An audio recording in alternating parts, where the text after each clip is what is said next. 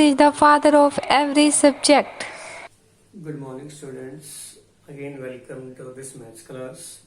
जिस ने अभी तक इस चैनल को सब्सक्राइब नहीं किया है वो फटाफट कर लीजिए फॉर नेक्स्ट वीडियोस और please like subscribe and share my channel to motivate me for upcoming videos. Today we discuss NCERT chapter number 4 linear equation in two variable. ठीक है, तो लेट अस स्टार्ट.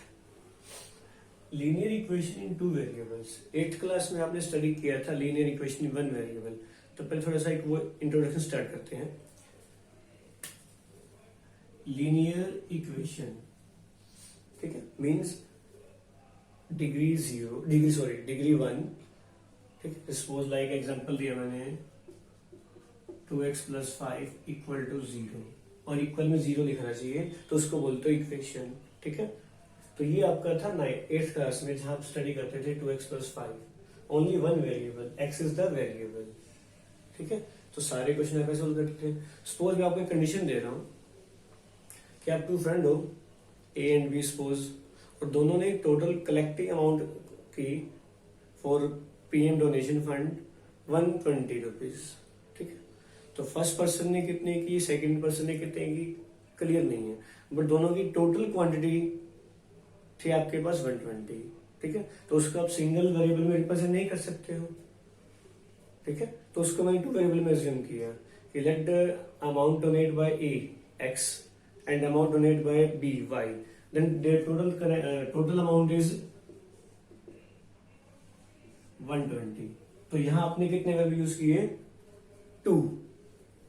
ठीक है, तो अब ये नाम हो गया linear equation in two variables. ठीक है, तो अगर स्टैंडर्ड फॉर्म की बात करें, स्टैंडर्ड फॉर्म लिखते हो ax + by + c = 0. ठीक है, और नॉर्मली वहां आप लिखते थे ax + b = 0, x is the variable. अब इस क्वेश्चन में आपके x और y वो क्या है, वेरिएबल्स. और जो 8th क्लास में पढ़ते थे वहां सिंगल वेरिएबल था. और A and B these are the coefficients of x and y. ठीक है, और C is the constant term जिसके साथ x और y में कोई वेरिएबल नहीं होगा. ठीक है, लाइक एग्जांपल्स इसमें आप लिखे 2x + 3y माइनस में 6 = 0, x माइनस में 7y माइनस में 8 = 0. These are some examples of linear equation two variable. ठीक है, क्लियर है. 2 वेरिएबल ध्यान से रखना. तो मीन्स x और y या पेयर वाइज जो भी आप यूज कर सकते हो, जैसे पेयर्स डिपेंड करता है आपके ऊपर या जो गिवन हो. पेयर एक्स वाई ले सकते हो, ST ले सकते हो, A एंड B ले सकते हो, पर ध्यान रखना अगर A और B लेते हो तो यहाँ चेंज हो जाएंगे. ठीक है, W और Z ले सकते हो, वो डिपेंड करता है आपके ऊपर, बट मोस्टली X और Y ही लेके चलते हैं. ठीक है, अब स्टार्ट करते हैं आपकी फर्स्ट वर्कशीट.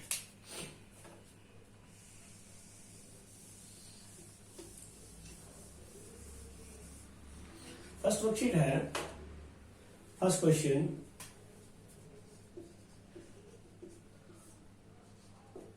एक आपको स्टेटमेंट गिवन है, जैसे मैंने आपको एग्जांपल लेके दिया. ठीक है, कॉस्ट ऑफ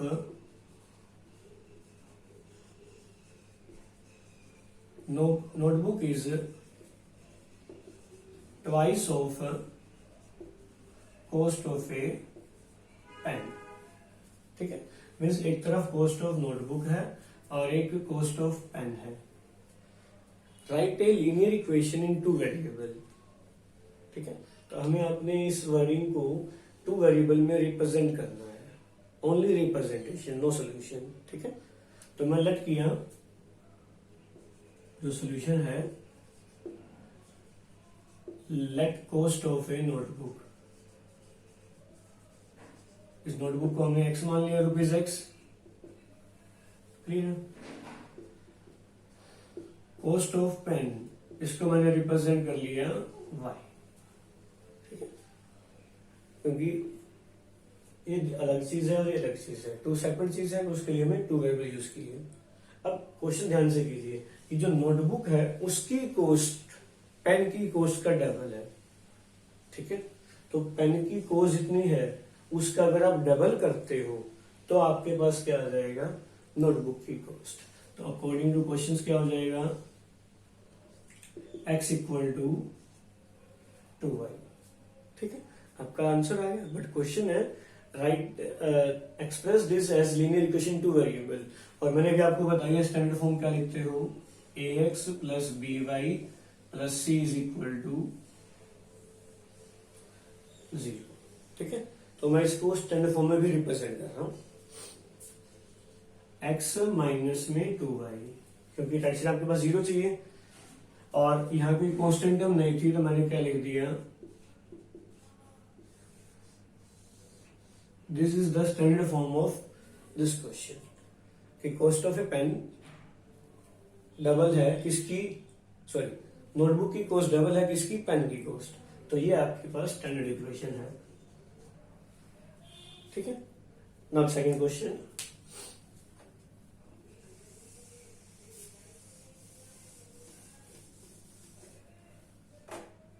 सेकंड है कुछ पार्ट्स गिवन है, राइट स्टैंडर्ड फॉर्म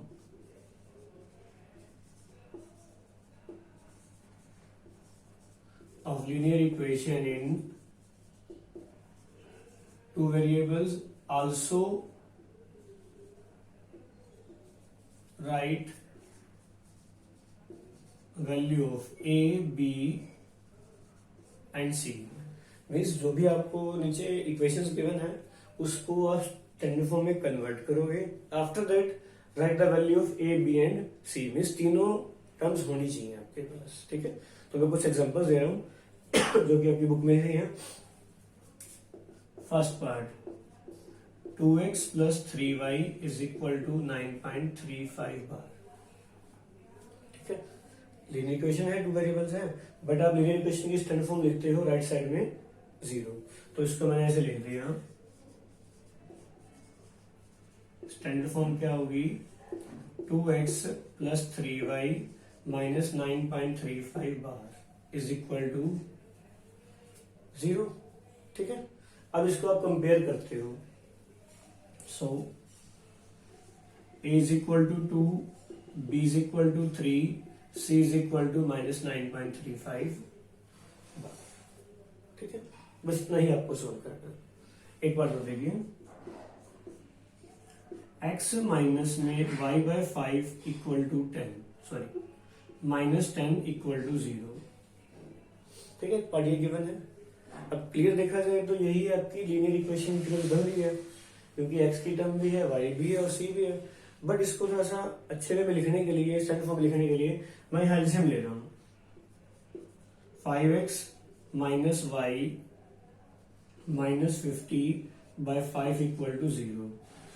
तो 5x माइनस, यहां मैंने 1 लगा दिया, कुछ भी नहीं है, तो 50 और इक्वल टू 0, क्योंकि नीचे 5 है, वहां जाके मल्टीप्लाई करोगे तो 0 मल्टीप्लाई 5 0 हो जाएगा।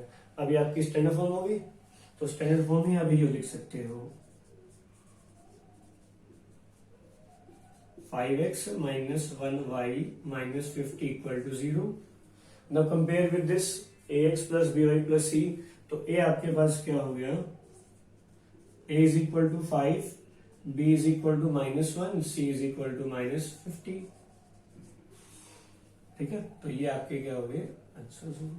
अब इन दोनों में आपके पास x और y दोनों ही थे और c भी था। अब कुछ एग्जांपल्स वो ले रहे हैं जहां इनमें से स्टैंडर्ड इक्वेशन में से कुछ ना कुछ मिसिंग है, ठीक है। जैसे एग्जांपल मैंने वो लिया, x इक्वल टू 3y, ये हमारे फर्स्ट इक्वेशन जैसे कि है x इक्वल टू y, ठीक है। तो राइट साइड में 0 होना चाहिए और तीनों a b c भी होने चाहिए, ठीक है। तो उसको मैंने क्या लिखा स्टैंडर्ड फॉर्म में, x माइनस में 3y, ठीक है। x और y की टर्म्स तो आ गई, पर कॉन्स्टेंट टर्म नहीं है, तो मैंने क्या लिख दिया 0। अब 0 प्लस लिख रहे हो या माइनस लिख रहे हो, चॉइस इज योर, ठीक है।